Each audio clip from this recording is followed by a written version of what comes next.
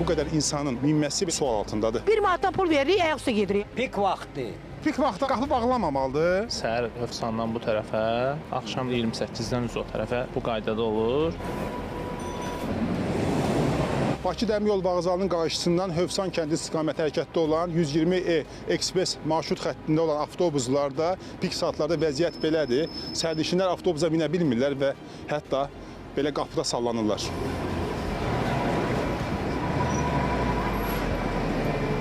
Saatlarla işdən gəlirik, yanırıq burada.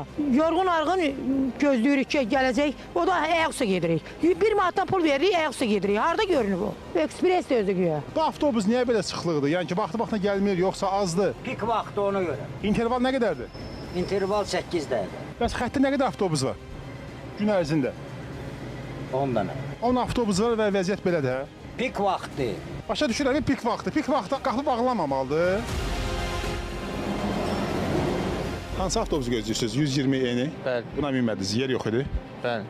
Burada hər gün vəziyyət belədir, yoxsa necə? Biz səhər üzü Hövsandan bu tərəfə, axşam da eyni qaydada 28-dən üzə o tərəfə bu qaydada olur. Əslində avtobusun ölçüsü balacadır. Günün pik saatlarında böyük olsa daha yaxşı olar. Bu qədər sərnişin günün pik saatında 120E avtobusunu gözləyirlər və o avtobusa gələndən sonra bu qədər insanın ondan minməsi belə sual altındadır.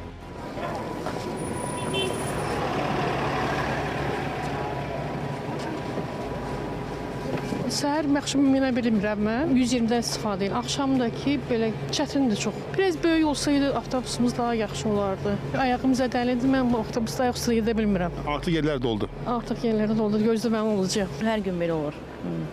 Yəni interval nə qədər olur? Məsələn, sürücü deyir 8 dəqiqə. Çox olur, 20 dəqiqə. Yarım saat. Yalan deyir, bəli, yalan deyir. Deyəsən sizin belə gözləməyiniz çox çəkəcək.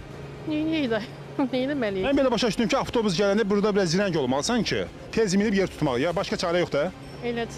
Yer yoxdur. Minəcəksiniz yoxsa gözləyəsiniz? Gözləyəsiniz. Bu xəttə bu avtobuslar veriblər, o yolla əlaqədardır da. Sıxlıq olur, dönüb eləmək yox. Böyük şkaplı avtobuslar başqa geniş yollar üçündür, bunlar da bu yollar üçündür. Sərnişinlər avtobusun balaca olduğunu deyirlər. İndi nə olanımız budur.